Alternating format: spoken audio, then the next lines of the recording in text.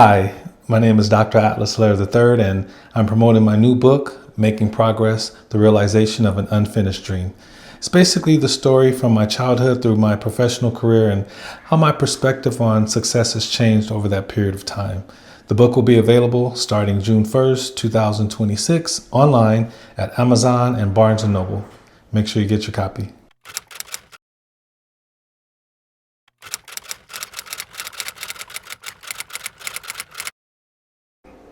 What's my definition of success?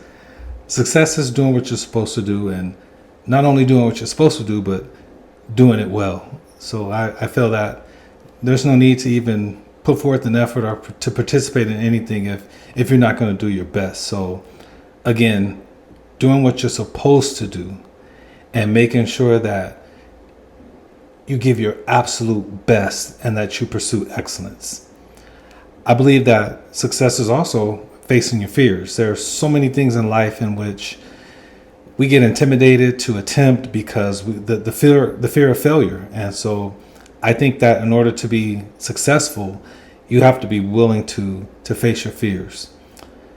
Success is also overcoming obstacles. I know that in my case in particular, growing up in Compton, California, it was during a time when gangs ran rampant and drugs were just out of control, and in all honesty, it was dangerous. And then the school system was subpar. So having the mindset to be determined to overcome obstacles and anything that might be able to stand your way or have the potential to stand in your way and to keep you from achieving any of your goals, I think that definitely encompasses trying to be successful or being on a path to success.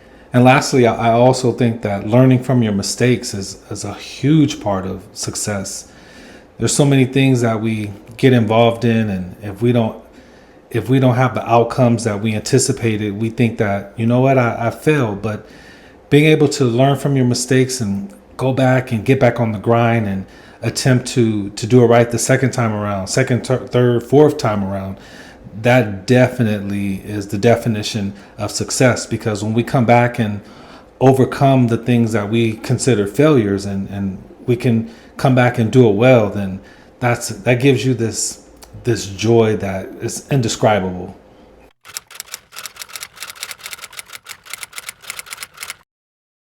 When I say that success is a journey and not a destination, what I mean by that is I don't believe that success in life has a finish line. Having this mindset that we've arrived, that's a very, very dangerous place to be in.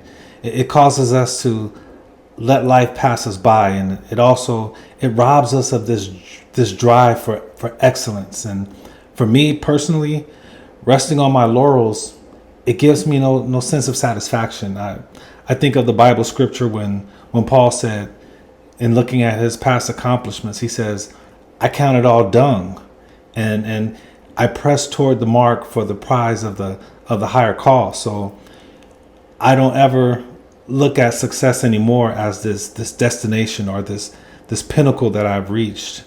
Instead, I look at my life as this constant, ever evolving masterpiece where I'm constantly working on it to get better and better.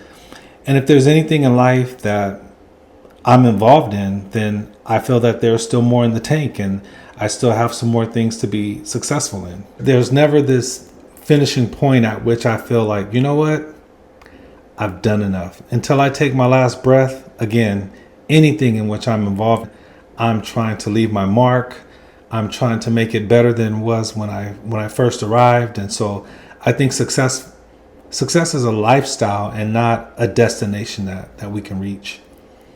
The reason why I came to this conclusion that success is not a destination is because after some of my most significant accomplishments, the excitement and the joy, it was so short-lived, and I couldn't understand. I thought I had finished my work, and I thought I had come to a place where, okay, I finally did the things that I came to do. There was no lasting satisfaction. And so that helped me to realize, like, you know what?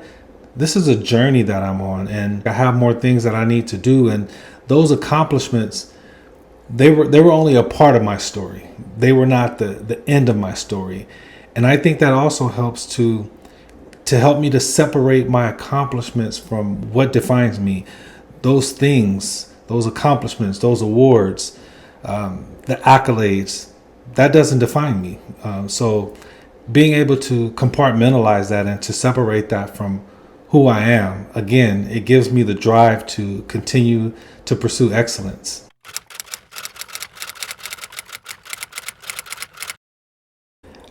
I used to have this very shallow idea of what success is. I thought it was linear, it was black and white. I thought it was formulaic. If you do A, B, and C, then I'll get these specific results from accomplishing those tasks.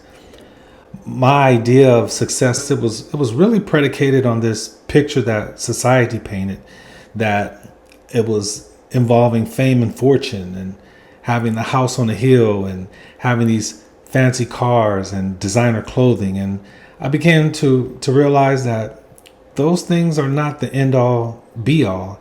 And if I don't have those things, it doesn't mean that I wasn't successful. Now I see success as more of something that's dynamic, and my circumstances nowadays, that dictates what my next success in life is going to be. So I've also found that the simple things in life, those are the things that are my biggest successes. My family, my reputation, my friendships, the things that I've invested in so much to have a positive impact on everybody around me. Those things I feel are my biggest successes.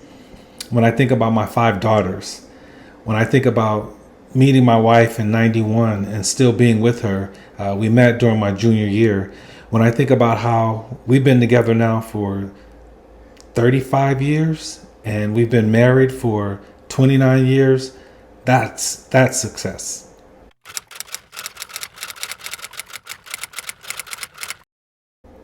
There wasn't one specific moment that helped me to realize that success wasn't what I originally thought it was.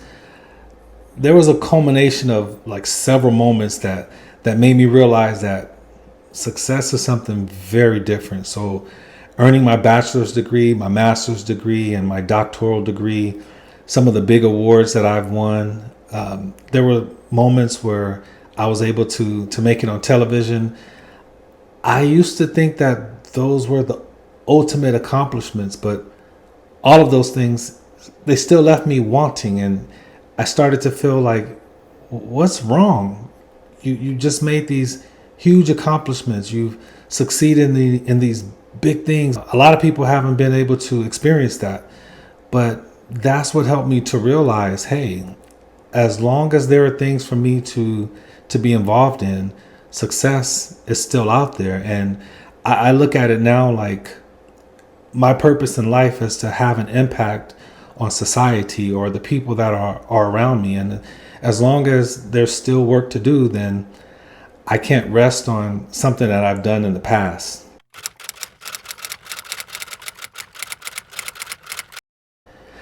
I think people tie success to outcomes instead of growth because of the bill of sales that society sold us. Society tries to sell us what our dreams should be, or who we should be, or what our lives should turn out like. We have this picture of success in our heads, that success is this finished product, and we achieve this after we complete specific and certain tasks in life. We often feel like we failed if our outcome doesn't look like what social media or television or the magazines tell us what it should be. And if we don't reach those ultimate goals that society and the television and social media tell us we should reach, then oftentimes we start to feel like failures. We start to compare ourselves to other people and thinking, oh, so-and-so has this and my life is not worth anything because I haven't achieved X, Y, and Z. I often tell people social media can make things look any way they want to make them look. We don't know what those people really have or what they're really dealing with, if they're even happy. Some people paint this picture that their life is all together, and if you get to know them or you spend any quality time with them, Sometimes you find that these people are simply not happy. And I think that that's a huge part of being successful in life is being happy, being content with where you are.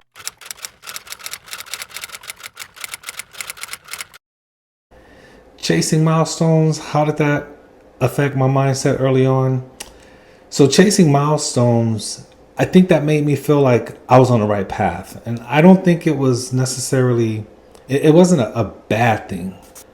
The only problem I had with chasing milestones was when I became super hyper focused on a certain outcome and if things didn't turn out the way that I thought they were going to turn out, then that's when pursuing milestones was a problem for me personally.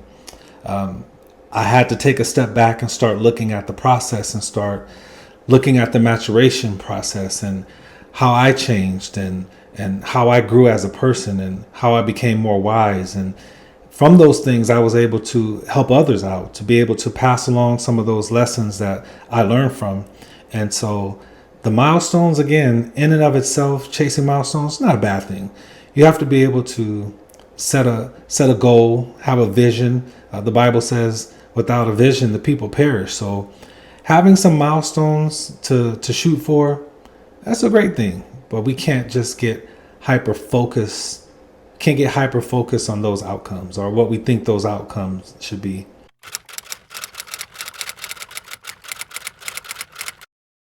Failure was more important to me than I think I could ever understand. To this day, I think I still underestimate failure.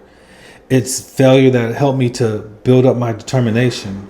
Failure helped me to refuse to settle for anything less than excellence. I remember my first time playing organized basketball, and I mentioned this in the book. I remember at the end of the season, they were announcing the All-Star team. Now, mind you, it's my first time ever playing organized sports or organized basketball, and just waiting. The coach is rattling off names, and he never called my name.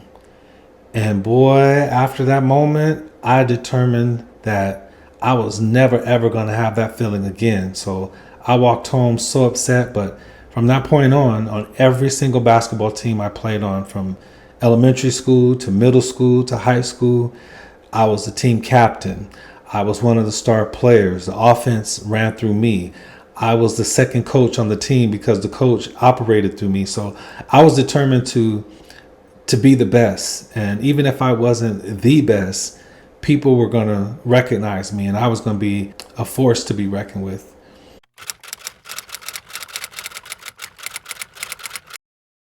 Breaking the cycle of having these feelings of inadequacy, I still struggle with that to this day. Imposter syndrome. Sometimes I just feel like I'm not good enough or other people are better than me. So with that, I have to be my biggest cheerleader. I have to be the coach inside my own head. And I have to make these conscious decisions to believe that I am good enough and that my work is good. I'll never forget a conversation I had with one of my best friends, Greg.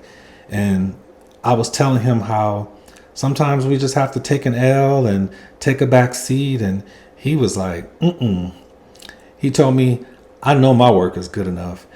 And listening to him say that, I felt like that at that moment, it gave me permission to be great. And I didn't need to seek anybody else's permission to be great. And so, Greg, shout out to you. I appreciate that. That was a life lesson for me. So whenever these feelings of inadequacy creep up, I remember that conversation. And I also just continue to coach myself and to defy my feelings. We have feelings that lie to us all the time. And so that's how I deal with the threat or the feelings of failure.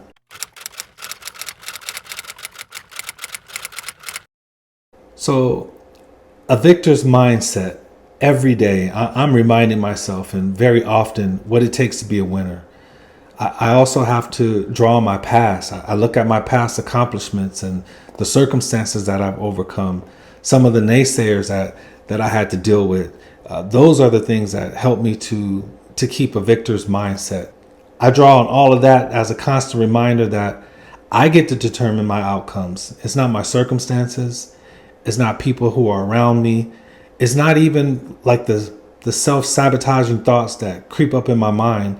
those things don't get to determine how well I do in life. And so my success is determined by how I decide to proceed in life.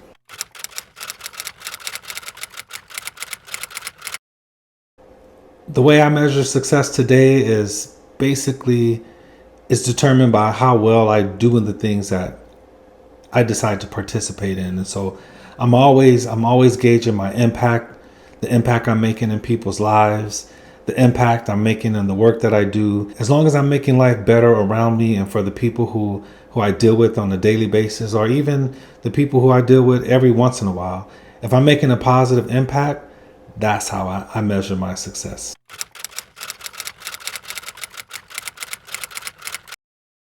I believe it all starts with our mindset. The first step I would tell someone who's struggling with thinking that they're good enough, the first step I would say is you need to convince yourself that it's never too late to start doing well. And once you start doing well, it could be the smallest things, but after that, success can become contagious and addicting. And once you start doing well, it's very, very unlikely that you would ever want to go back to existing in a space in which you were existing that is less fulfilling or less desirable. So start with the mindset of encouraging yourself to look carefully at even the little things that you're doing in life. Look at your life and start counting all your wins, and those little things could start adding up. And sometimes those little things are the catalyst that you need to just get that jump start that you needed in life. And once you start counting your victories, once you start counting up the little things, you'll start realizing just how significant your life truly is.